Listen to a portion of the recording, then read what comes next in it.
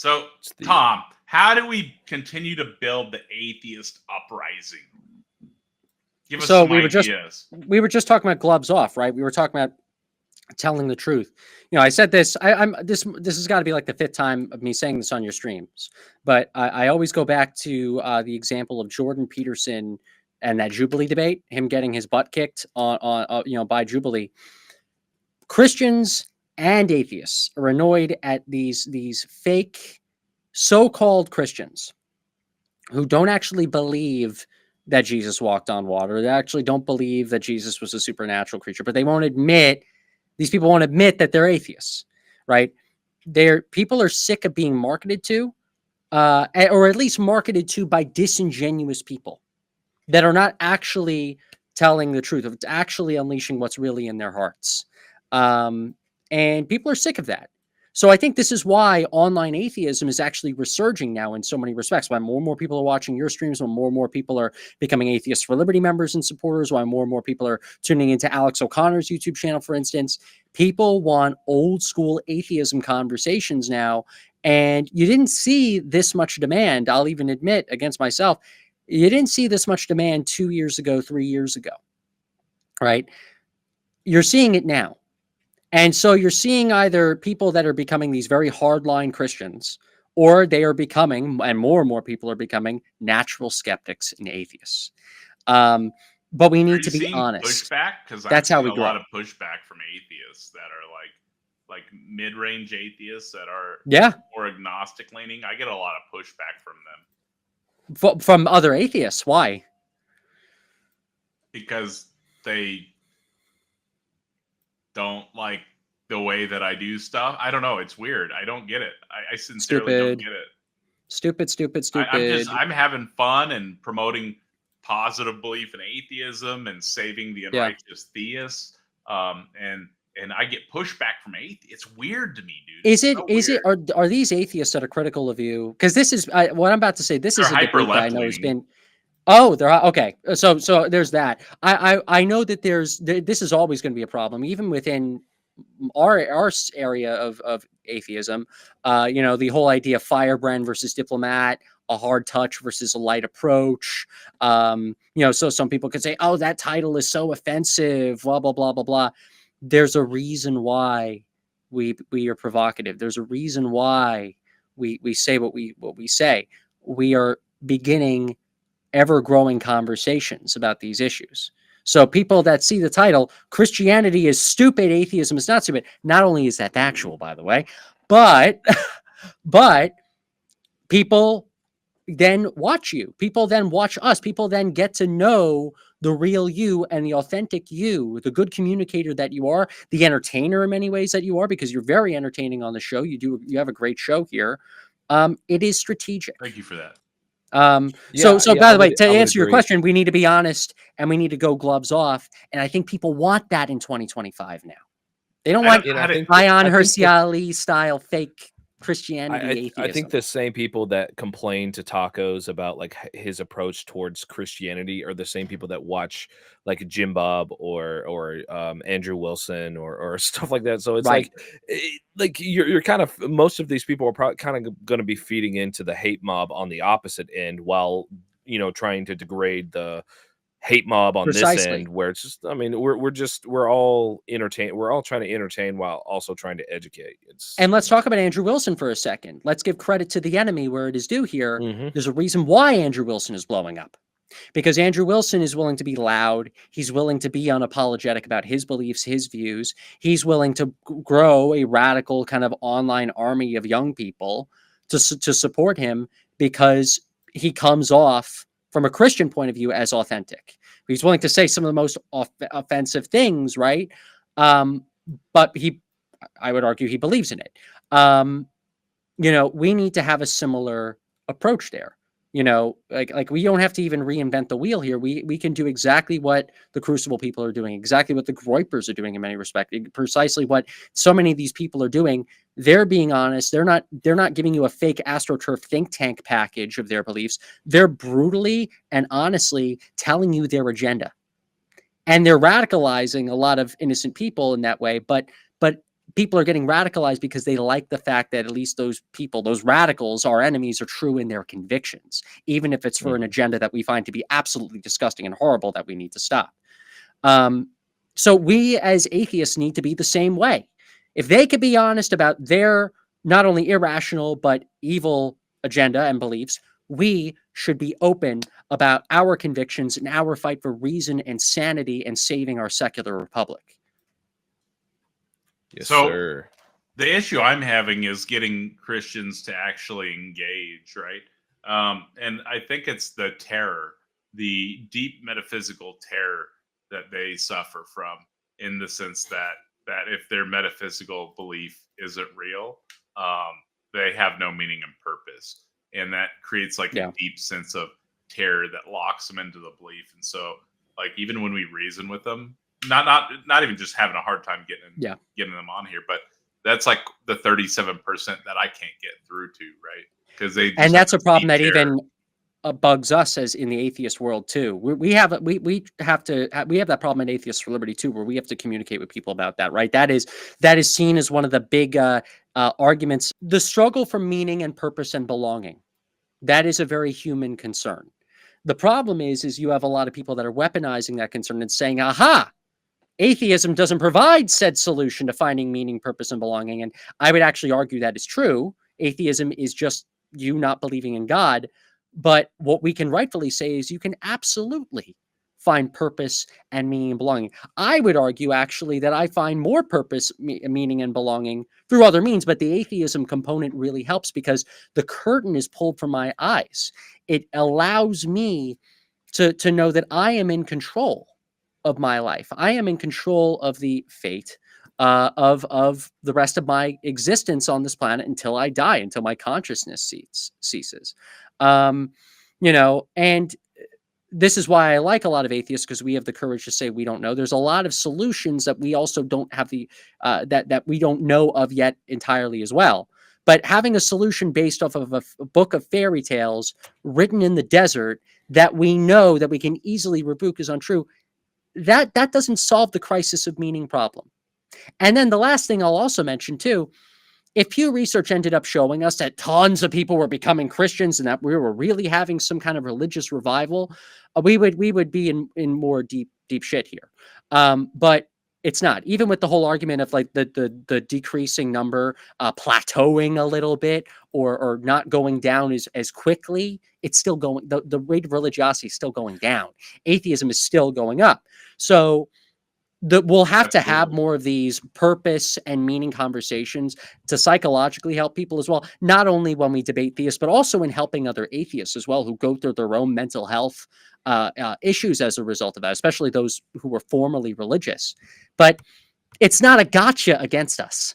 No, I'm with you. I'm with you. Like I hate that people try to use that as a gotcha when people are on the phone with me and I'm making calls telling people about the things we're doing.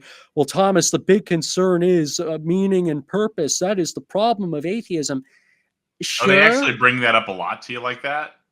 I would say around a fifth of the calls I do have with certain outside people. That is the crux of that debate. But that's, if anything, that's why people are tuning into atheist content more, because it entirely relates to the origins of life, the origins of the universe. Is God responsible or is science responsible? Right?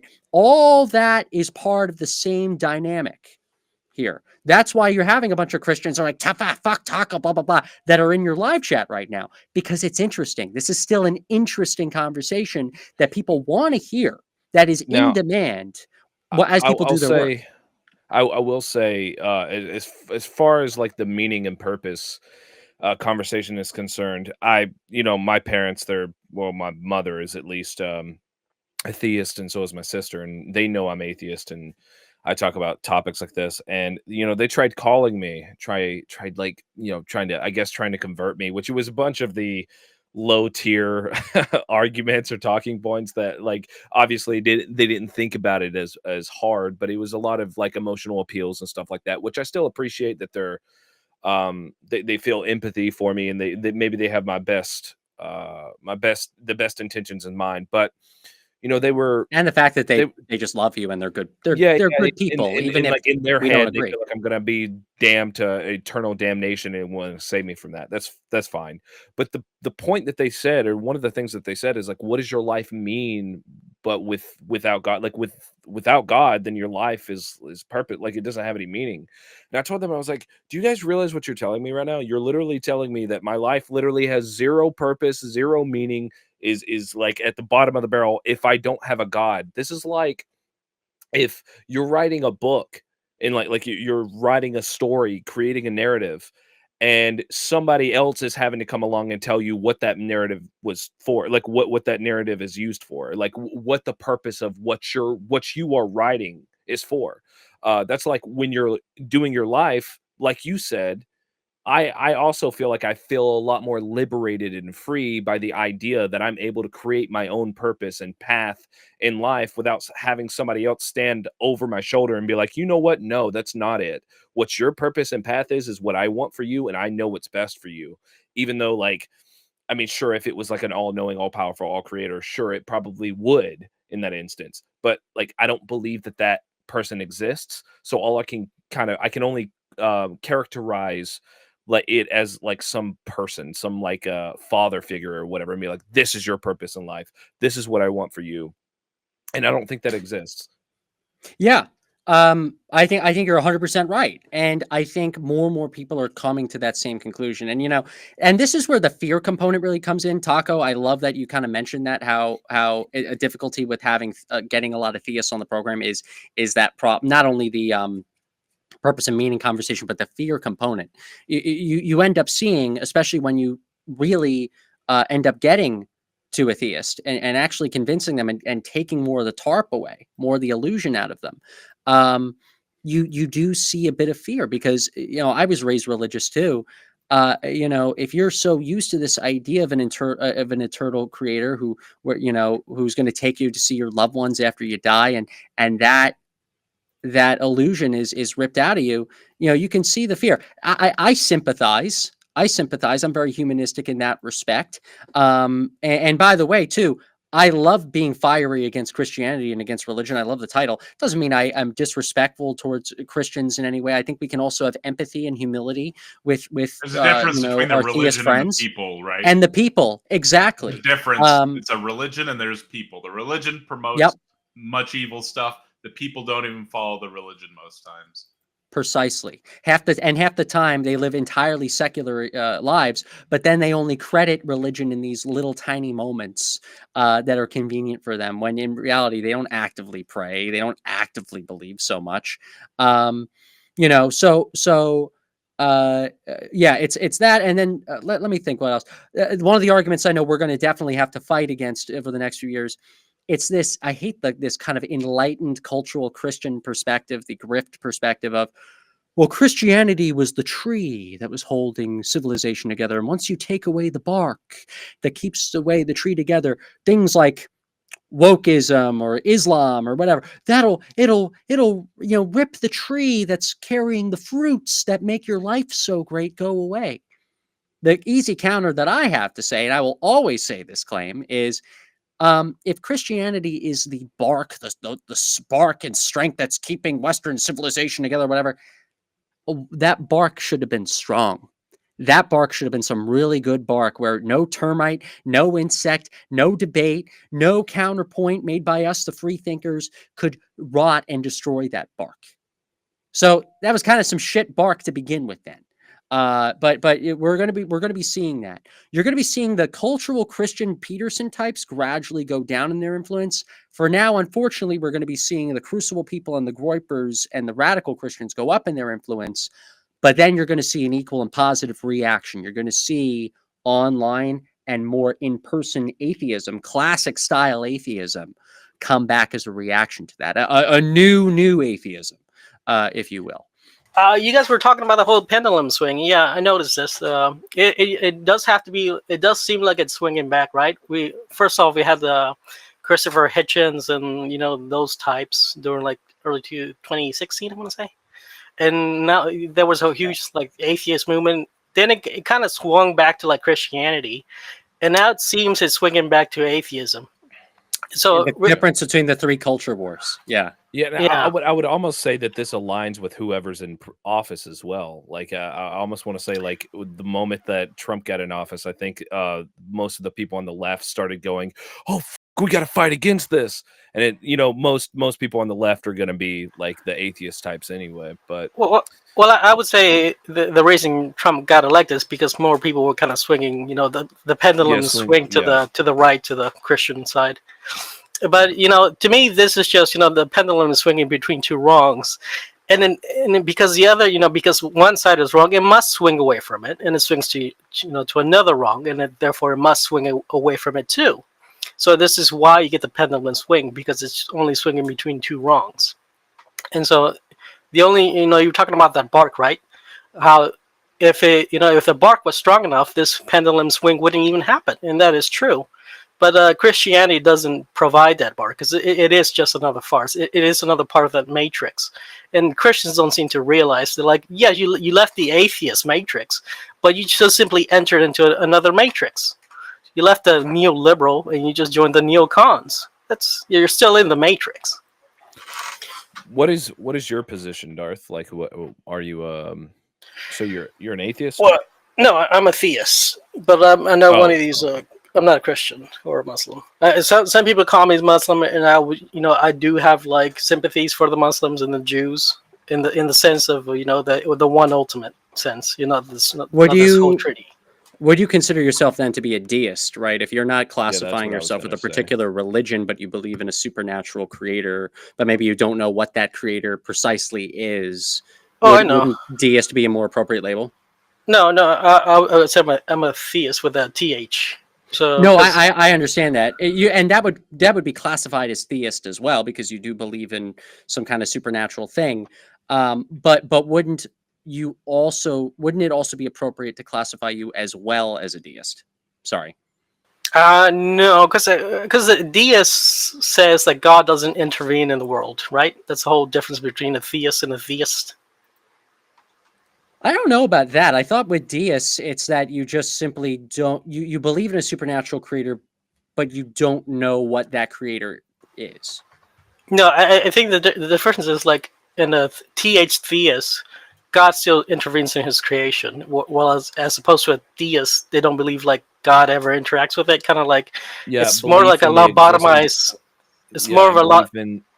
Sorry, I was just gonna go ahead. The definition: belief in the existence of a supreme being, specifically of a creator who does not intervene in the universe. The term is used chiefly as an intellectual movement of the 17th. Whatever. Yeah. Okay. So okay, that makes sense then. So, yeah, I guess theist. So what I guess the definition that I originally gave, where I was I ended up being wrong on. So your theism is basically you believe in a supernatural creator. You don't know exactly what that creator is, but you do believe that said supernatural deity being does intervene. I know what they are. Yeah. So like I know what God is. So God would be like defined as like the disembodied mind. Well, it never had a body to begin with. So God is a mind, simply put. But like. You guys, as evolutionists, you're gonna say, well, God just means brain. So clearly, I'm not saying God is a brain out there somewhere in outer space. So, but yeah, that's just like. Well, I wouldn't say God is a brain either. I wouldn't attribute God to and make those metaphorical connections. He's saying because he's saying that God is a mind. Or God is a what was the word you used? Disembodied. Yeah, is like a disembodied mind, that God would be a brain, because we would say that a mind comes from a brain. Yeah, so like because you're starting with your presuppositions of what is reality, right? So like, because like most of the misconceptions of God, the caricature of God, comes from Christians. For example, God is a man. That comes from Christianity. No Muslim would ever say this. No Jew would ever say this. But here they're painting God as some sort of old man in the sky, walking around in sandals. And no Muslim would ever think of God. The whole rule, like you shall make no idols, no images of God, is because to make an image of God is to have a misconstruction, misconstruing God, because God is not an object of any kind, and so that's the reason of that whole law, because now you're like this is God when God is not a thing, so you're completely wrong, and that's what Christians don't get, because they already asserted that Jesus is God, and Jesus is a man, and he has always been a man somewhere, in outer space heaven. And you can actually ask all the Christians. They literally believe that Jesus has always been a man. This is biblical, by the way. This is nothing new. The claims of your God, like where do these come from? Are these come from the Bible? Does these where does your God, like your belief in this God, originate from? I would say it originates from like the most ancients. If you look at the religions of like Egypt, Greece, and even China, like the most ancient god in all those countries would have been the god Chaos, and they just straight out say it's chaos. And so there's no reason to think like if any god is going to be true, right? It's going to be the most ancient one mentioned in all these countries. So it's no coincidence, they all come to the same God. What does that have to be the case? That's exactly what I was going to ask. Why does it have to be, if this God does exist, why does it have to be the first God that humans came up with as a concept or started talking about in history? Well, it's not something they came up. It's something they. It's not like there's a rule that's like, all right, guys. Well, the Babylonians or the Chinese or the Egyptians said it first, so therefore, that God's real. No, I'm saying like how do these countries who are like separated by miles apart in culture, like in the very beginning, how are they going to communicate and agree upon that it's going to be the same God, right? That would be kind of a ridiculous assumption. So how did they logically deduce that it's to come to the conclusion of the same God, right? It's not like these people are communicating with each other in the earliest stages of creation. So how did they logically deduce to the same God? It's not coincidence. I think it's not actually that complicated. So religions and the idea of gods are made up by, at least we would say this is the truth, but for your I guess for the sake of argument, we're going to say our perspective is atheist. Humans created religion. Religions and the stories surrounding religions and the rules that have been established pertaining to religions and their gods were mainly established as a way to try to either explain the origins of the universe, what happens after death, or used as a way to control society. So if you look at various different types of ancient civilizations, regardless of what continent said civilization is on, various different types of human issues pertaining to maintaining order and trying to cure the yearn of curiosity, rather, or meet the yearning of curiosity from other people, you're going to come to similar kind of conclusions when in the establishments and creations of these myths. So it's really more of a human, actual, real life answer to that, rather than they all believed in the exact same God. I think they just had a similar problem in each of these different varying ancient groups, that they incorporated those struggles within those civilizations into their religions. And not only that, like, what were the characteristics of these gods that they both like converged? Like, both, you're saying different sides of the world. What were the things that they were both getting? They were both saying the same thing. So what were they saying? Well, there's the thing, right? It's like they all have gods, right? Like you see gods in like every country, right? Mm-hmm. So, but to come to the conclusion that the ultimate God is the same God, for example, like you have like thunder gods in like Germany, but it's not going to be like the same God for like some African tribe, right? They're not gonna say it's the same Thor over here and Thor over here, but somehow they managed to say, as the ultimate God, they managed to come to the conclusion that it's going to be chaos here and chaos over here. So to them, it was something of a logical conclusion to come to God, and that this logical conclusion can only be the ultimate. Wait, so let's say that they both did come up with the same Zeus. Like, let's say that Zeus was made up in Germany and then made up in what was it, Greek or Greece or whatever. Would you say that then now that would be too much of a coincidence for you to rule out that they both just coincidentally came up with the same god? But that's the thing, they didn't, right? They didn't come up with Zeus or Right, or but Yahweh. I'm asking you to engage in this hypothetical just real fast. Like, I just wondered. What is the thing? It's the thing of logic. You cannot logically conclude the Christian God. You cannot logically conclude Zeus, but you can logically conclude chaos. I don't know what that means. I can't logically conclude Zeus. So, for example, like if you ever heard the Christians talk about the transcendental argument for God? Yeah, right? The precondition of all intelligibility and yada yada Yeah. yada, all that. But when you ask them to actually conclude the Christian God, they won't actually do it. They'll get they'll get the point across that there is a God, but they won't get the point across that it's their Christian God, and they'll evade that point because they know it doesn't conclude to the Christian God. Right, they would just say it's the most reasonable explanation in that scenario. That's just what they come up with. Yeah. So they're not able to conclude the Christian God, but it does seem like that all these countries that were separate somehow managed to conclude that chaos was the ultimate. What do you mean chaos? Well, chaos will be God, the mind, the ultimate mind. Right, but like, so are you just saying chaos is a synonym for God? Chaos doesn't have any explanation. Like, there's no description of what chaos is. It's just God.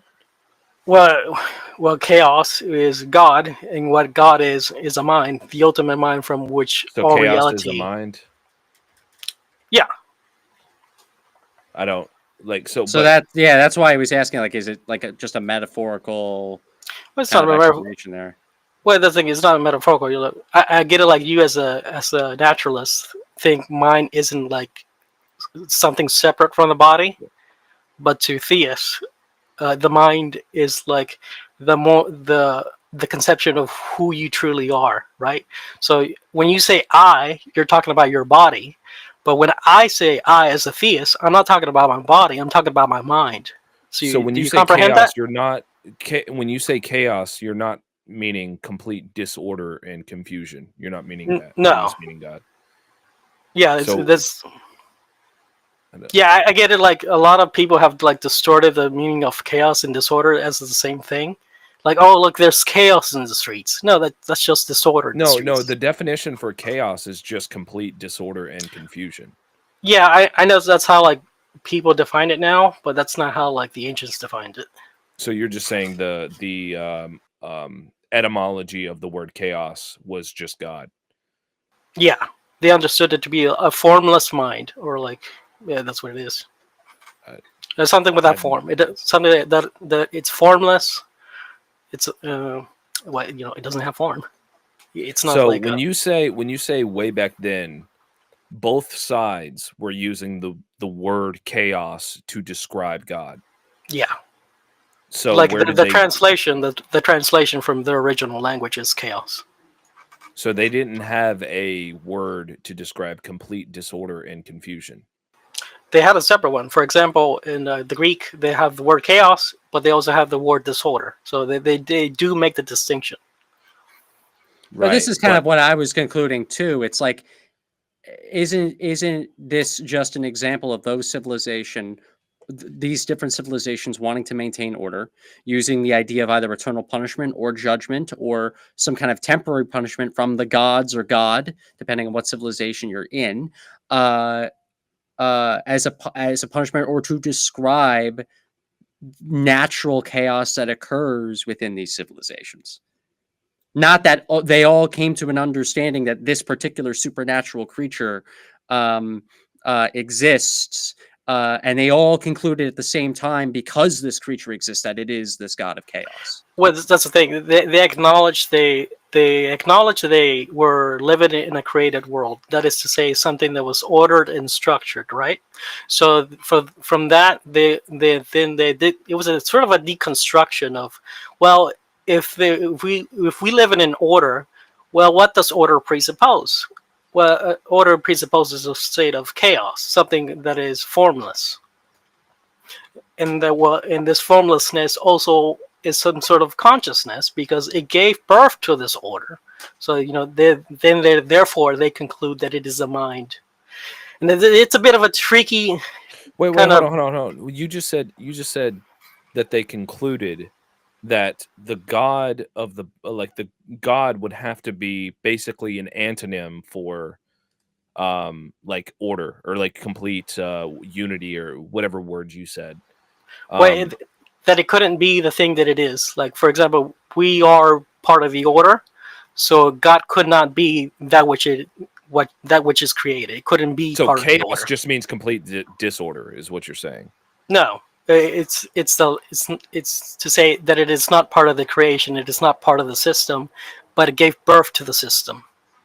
So I actually so this is why I am a little bit confused as well, and also I'm actually looking at some of the chats that some of the Christians on the side are saying. They're disagreeing. They're saying, like, they're talking about like the Abrahamic God. So if we get into the Old Testament God, right, this idea of Yahweh, this idea of the monotheistic, or you could make the argument that actually in ancient Judaism there were even polytheistic gods back in the day of it. But like either or, whatever conclusion you come to, that Abrahamic background, which also I believe that religion comes from a very similar time frame to these other civilizations. They're concluding from their own religious perspective that no, it doesn't mean chaos. So I'm almost wondering, actually, if you got representatives of all these different religious groups together that believed in all these different versions of these faiths, depending on the continent, that I don't think you would actually get full agreement on that chaos component. Well, you get like in all these countries, you still get like the idea of the ultimate God. So they'll have their local deities, but ultimately this is all part of a pantheon, right? It's all part of a family that all leads back to this ultimate. For example, in the Native Americans, you'll get like, you won't get the word chaos, but you will get like the Great Spirit, something akin to that. And by that they mean the father of all. And so in the Abrahamic, you get the father of all too. But what the Christians don't understand is that Yahweh was just a pagan deity, part of a pantheon. He wasn't. Do you know El Elohim versus El Elyon? So they make the distinction that Yahweh isn't like the main the main God, but he's part of this pantheon. Yeah, I know. Mormonism kind of got into a little bit of that as well, and but if anything, though, this is why I kind of don't really sort of conclude, because the way you were answering and sort of explaining about how these all these different religious groups associate their gods with chaos or whatever, the verbiage is completely different when it comes to some of these different groups. So I don't think this idea, there's this commonality around chaos, how is it that they all centered around it? The language is just too separated, and the differences are just too unique there to really show that there's that commonality argument has merit. No, I don't think the language is too separate, because like I mentioned, like even in the Native Americans, you still get this hierarchy of gods, which ultimately leads back to like the Father. That's what it literally translates to, the Great Spirit or the Father of all. But in Abrahamic, the Abrahamic religions, you still have the same idea of this the family of pantheon, still leading to this hierarchical ultimate God called the Father. So the idea is the same. The language might change here and there, but ultimately the idea of the ultimate God is still in literally, like I would say, most of all, if not all of them. I don't know all religions, of course, but from what I've seen, all religions have this idea of the ultimate. I'm assuming we're trying to have this debate to kind of just for you to try to convince us that this deity exists. Well, I'm not trying to convince you. If I was trying to convince you, I would have started the conversation. Well, what's going to convince you, right? Because I think basically the only conclusion I can kind of agree with you on is that Yeah, different civilizations had their gods, or even had this idea of a hierarchy amongst gods, or amongst the idea of worshiping God, and there was this idea of a one true God. But if we're trying to have a theist v atheism style debate, I'm Well, yeah, no, no, I'm not trying to have a debate. If I was trying to have a debate, I would have started what's going to convince you. I'm not Darth, starting with what that. would, I just wonder, I'm curious, what would convince you that God doesn't exist? It's a simple question. Like for me, what's gonna for people, it's gonna be different, right? But for me personally, it's gonna be the answer to the Dalmatian question, which I developed, and nobody's gonna ever answer that question because it's a question of evolution. Are you aware of the Dalmatian question? No, I'm not. I'm not even too familiar with evolution. I just debate morals and ethics. But I mean, I'm you also can going answer to. it. I'm going to briefly interrupt. I don't want to be rude. I do have to go, so I just want to say farewell. I love tuning in here, Taco. Thanks so much for having me. Hey, yeah, I gotta nice take talking a to you, phone man. call, but it was, and dude, it was so nice. It was so nice meeting you. Josiah. I pronounce it Josiah. Josiah, are you? I'd love to contact you sometime. Yeah. I'm on Discord. Same name. I upload YouTube videos, stuff like that. Cool. Yeah, I bet Taco could connect us too. I pop in all the time on these things, so it means a lot. And for those of you who want to check out Atheists for Liberty and what we do, follow us on Instagram. We're like literally 10 followers away from 2,000. So I know it's another plug right there. But this is a really cool discussion, and it'll be in the description here shortly too. And Darth, well, lovely discussion. Interesting to trying to get to know your views and your background and your viewpoints. Would love to chat with you more in the future. I'm glad to meet an atheist who's not just shouting and trying to be, contradictory. I love to shout and I love to be a firebrand atheist. Don't get me wrong, but I also like to be kind to people, and I do like to treat people with respect at the same time. So, very nice discussion, and hope to chat with you more in the future. Hey, I gave you a sub, by the way, on YouTube. Appreciate you, man. And everybody subscribe to Taco. Yes. Like the video. First and foremost, yes. Please. Thanks, everybody. See you all soon. Have a wonderful continued discussion. Thanks for See you, man. dropping by, man. Good to see you. Around. You have a good one. Good to see you as always, guys. So professional. Yeah, it does kind of rare. I really don't really get that kind of conversation from atheists, especially on this channel, Tacos. What do you mean? What do you mean? So.